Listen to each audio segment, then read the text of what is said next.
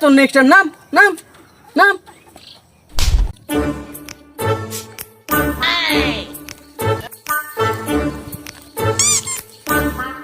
Hello, কিরে কি খবর তোর?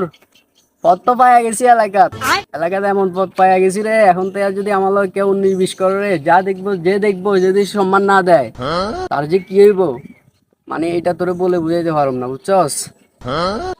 এখন থেকে তো মানে আমি পুরা ফাঙ্কা, আমি পদ পাইয়া গেছি নেতার, মনে কর ছায়া তলে থাইকা একটা পদ নিছি, এলাকার গুরুত্বপূর্ণ একটা পদ নিছি। এখন আমারে তো সবাই সম্মান দিয়ে চলতে হইব।